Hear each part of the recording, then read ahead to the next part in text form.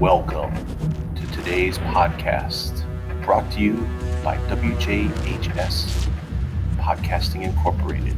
This is Fire, the Dog, and the Cave podcast, brought to you by Jason Disney, Al Casiello, and Michael Clark.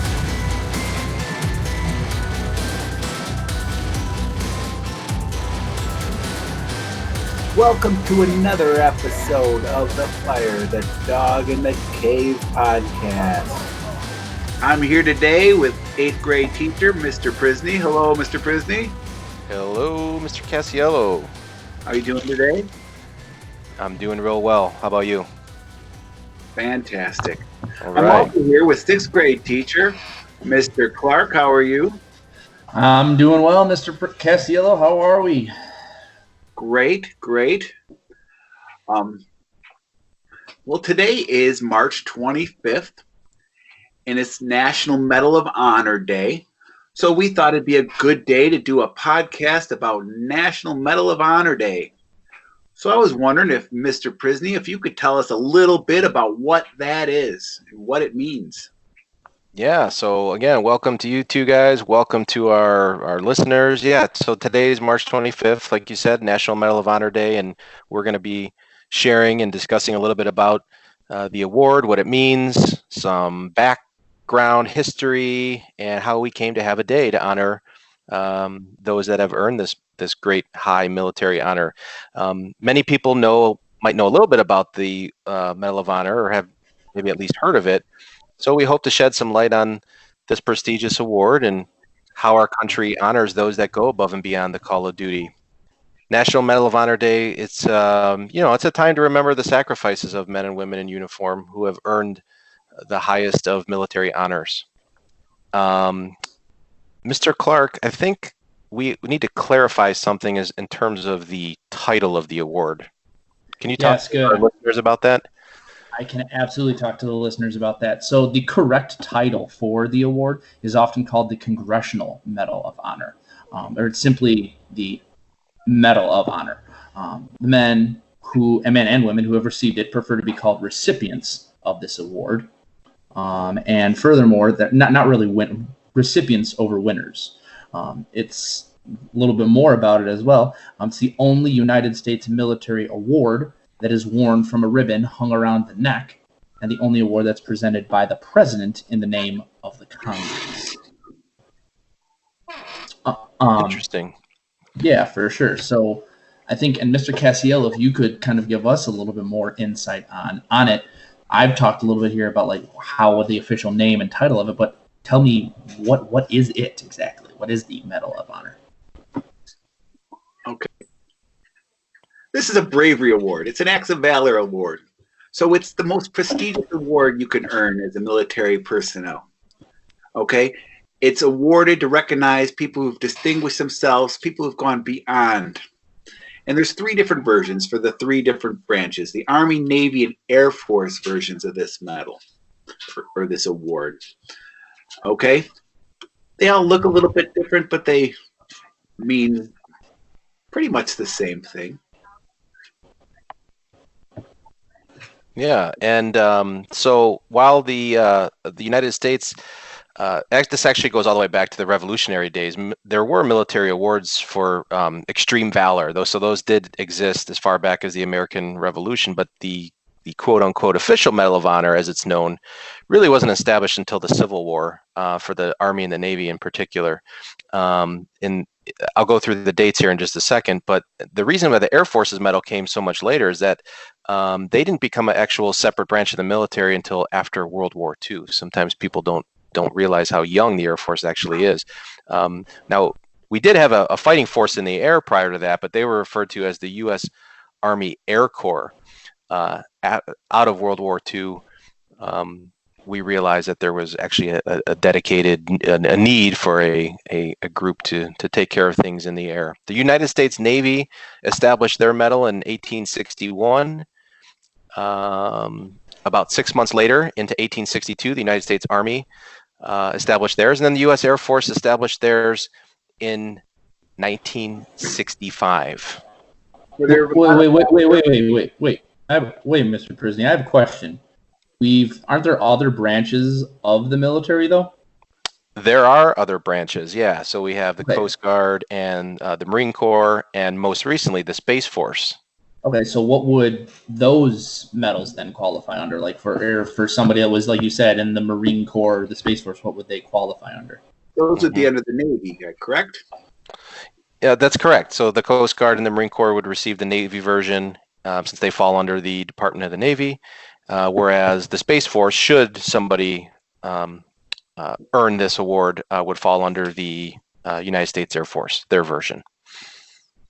Some interesting statistics, like to date, there's been over 3,500 service members that have been awarded the Medal of Honor. Mr. Clark, I just heard that over 3,500 service members have been awarded this honor. Do you know some of the people that have received this honor? Yeah, oddly enough, I do know a handful that have received the honor. There's actually been 2 father-son duos, father-son pairs that have won the Medal of Honor. The first being the MacArthur family. Arthur MacArthur, who fought in the Civil War, and his son, Douglas MacArthur, World War II, were the first father-son duo to have received the awards individually.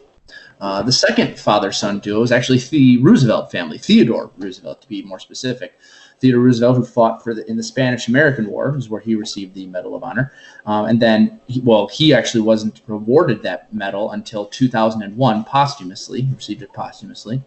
And then his son, Theodore Roosevelt Jr., who fought in World War II, they, in fact, were the other duo.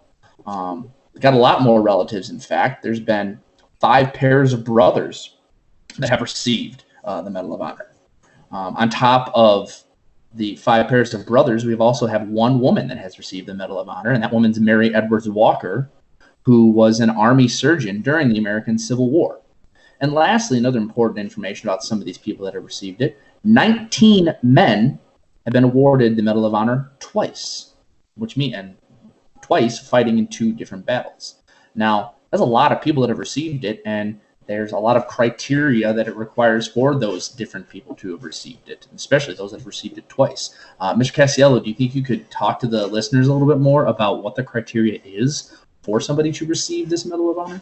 So when you were reading that list, it came to my mind that it reminded me of the fact that this is an award that people have to get while they're fighting. It's something done in battle. So to get this award, you have to be engaged in action against an enemy of the United States, or in military operations involving conflict with an opposing foreign force, or helping one of our allies fight one of their enemies. So this is something you get through being in battle, in conflict. This isn't something you can earn through peacetime. All right, so the word posthumous is it's been brought up a couple of times. So just to kind of analyze that a little bit, is that the word posthumous means after death. And so in this context, what that would mean is that the Medal of Honor is awarded after the individual is deceased. And that could happen for really any number of reasons, but I'll point out maybe a couple that are probably more realistic. And one is that the process is one that lasts a very long time. These acts of courage that fit the criteria might not be discovered for many years. And then from there, there's a process to research, validate, interview people of the occurrences that took place.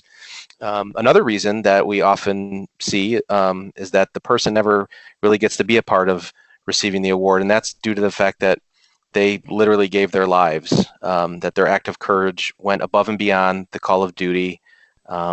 They sacrificed their life for the goal of the mission, or to protect the lives of others. And so in those type of situations where the award is given posthumously, the next of kin would be given the award. And the next of kin simply means somebody like a spouse, the children, the closest family member. So that's a little bit about posthumous. But I can't stop thinking about how the Medal of Honor, how many times I feel like I've come across it, seen it, heard about it in popular culture, whether it's like movies, video games, television shows. So do you guys see that, or what are your thoughts on that? Definitely. When you say it takes a while to investigate, I can say I can think to myself that these are pretty chaotic circumstances, chaotic situations.